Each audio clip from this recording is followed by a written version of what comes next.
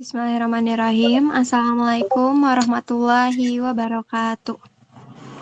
Waalaikumsalam warahmatullahi wabarakatuh. Selamat sore teman-teman semua. Pada kesempatan kali ini, izinkan saya, Fiona Fidelia, selaku moderator membuka sesi presentasi dengan topik retorika di abad pertengahan. Materi ini akan membahas bagaimana perkembangan atau bahkan penurunan retorika di abad pertengahan.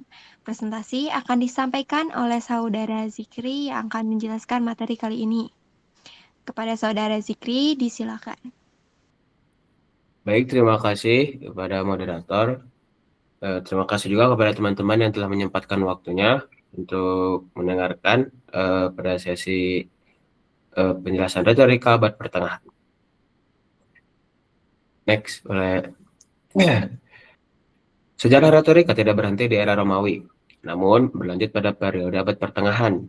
Sepanjang abad pertengahan, ilmu retorika umumnya dikembangkan dalam biara-biara dalam bentuk seni berkhotbah. Selama abad pertengahan ini, ilmu retorika mencapai titik dalumnya. Penyelidikan dan pengalaman ilmu retorika ditekan sehingga perkembangan lanjut kreatif menjadi kerdil. Selain itu, retorika pada zaman ini juga sering disalahgunakan di dalam gereja. Boleh next? Nah, retorika dalam kekuasaan gereja. Nah, dari zaman Yunani sampai zaman Romawi, jadi retorika itu selalu berkaitan dengan kenegarawanan. Nah, para orator umumnya terlibat dalam kegiatan politik.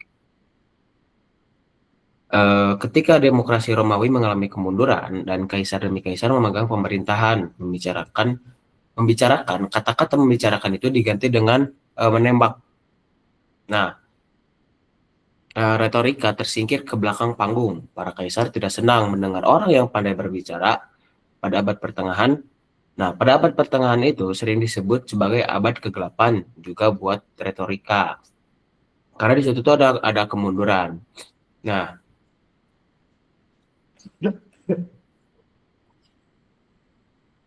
boleh next?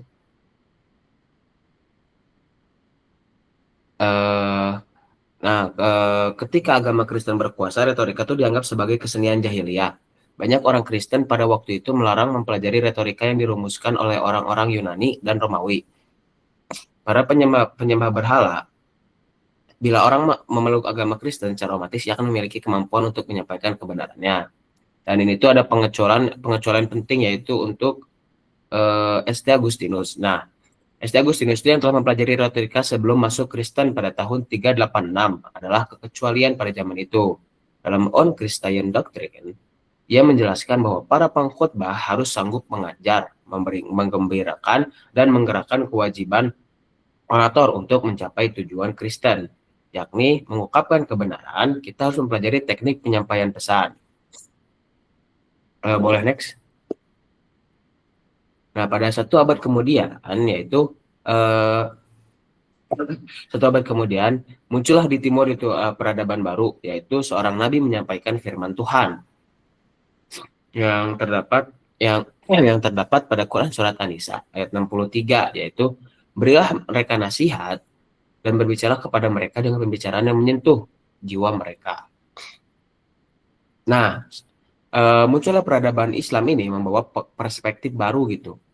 Nah, Nabi Muhammad sendiri orang yang pembicaranya fasih dengan kata-kata singkat yang mengandung makna padat. Para sahabat bercerita bahwa ucapannya sering menyebabkan pendengar berguncang hatinya dan berlinang air matanya. Tetapi ia tidak hanya menyentuh hati, ia juga mengimbau akal para pendengarnya. Ia sangat memperhatikan orang-orang di hadapannya dan menyesuaikan pesannya dengan keadaan mereka.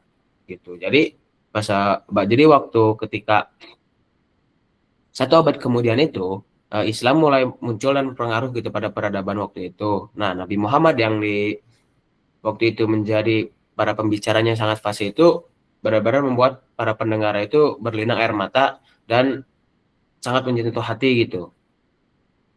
Nah, dari penjelasan tersebut tergambar bahwa pada abad pertengahan ini perkembangan kajian retorika mengalami situasi kemandekan atau tidak pasang alias surut, sehingga tidak keliru bila dikatakan bahwa retorika itu di era pertengahan sebagai era kegelapan mereka gitu. Boleh next.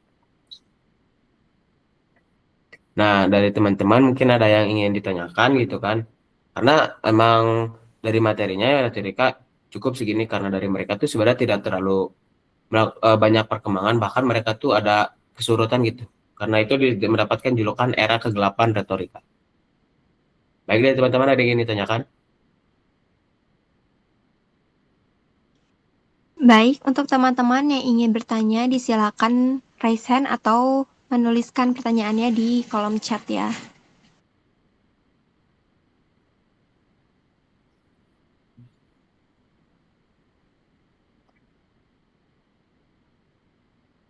Baik, disilakan kepada Saudari Fatia disampaikan pertanyaannya kepada Saudara Zikri sebagai pemateri. Oke, perkenalkan saya Fatia, izin bertanya, siapakah tokoh yang menjadi pengecualian karena tetap mendukung retorika dan bagaimana sih pandangan tokoh tersebut tentang penggunaan retorikanya? Boleh langsung Oke, dijawab oleh pemateri. pertanyaan yang bagus ya. Eh, Pengecualian tokoh adalah St. Agustinus dalam karyanya On Christian Doctrine.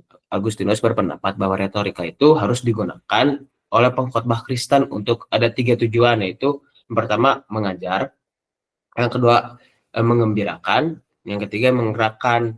Apa itu mengajar? Itu menyampaikan kebenaran. Nah, mengembirakan itu adalah membuat pendengar menikmati kebenarannya, dan sedangkan menggerakkan itu mendorong pendengar untuk bertindak sesuai dengan kebenaran. Pandangannya itu membantu melegitimasi penggunaan retorika yang klasik yang disucikan dalam konteks kekristenan. Oke, cukup dipahami? Terjawab? Jawab, makasih. Oke, mungkin ada yang ingin bertanya lagi? Baik, boleh ya. Kalau ada yang mau bertanya lagi, disilakan raise hand atau menulis di kolom chat.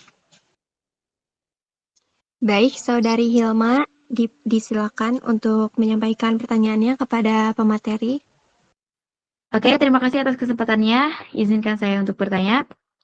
Mengapa retorika mengalami kemunduran signifikan pada periode abad pertengahan dan apa fungsi utama retorika pada saat itu? Terima kasih. Terima Baik, kasih ya. boleh langsung Itu dijawab. terima kasih ya untuk sudah bertanya. Pertanyaan yang bagus ya, karena kenapa pada abad pertengahan itu retorika mengalami kemunduran itu.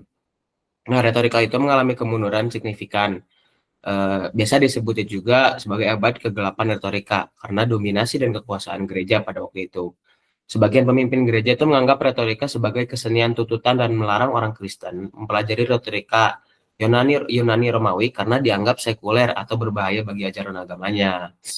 Nah, fungsi utama retorika saat itu berubah menjadi seni berkhutbah atau khutbah atau ars praedicandi yang digunakan untuk menyebarkan ajaran agama dan doktrin gereja.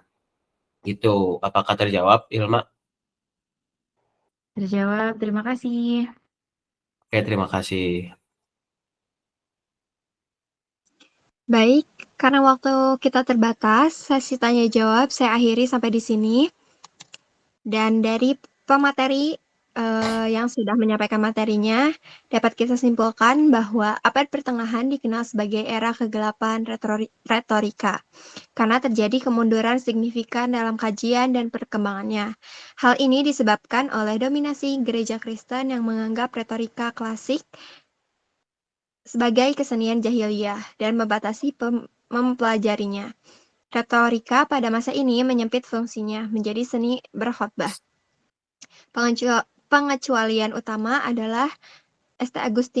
Agustinus yang mengajarkan bahwa retorika wajib digunakan oleh pengkhotbah Kristen untuk mengajar, mengembirakan, dan menggerakkan umat. Sementara itu, peradaban Islam di Timur muncul sebagai konteks baru yang menghargai dan mempraktikkan kemampuan retorika yang kuat untuk menyentuh akal dan jiwa inti. Retorika surut karena tekanan agama, namun tetap hidup sebagai khotbah atau gereja dan perkembangan pesat di Timur atau Islam. Mungkin cukup sekian. Saya ucapkan terima kasih kepada pemateri dan juga seluruh peserta yang sudah berpartisipasi dalam seminar kali ini. Semoga materi mengenai retorika ini dapat bermanfaat dan berkesan bagi kita semua. Dengan ini, sesi presentasi saya tutup. Wassalamualaikum warahmatullahi wabarakatuh. Waalaikumsalam. Waalaikumsalam warahmatullahi wabarakatuh.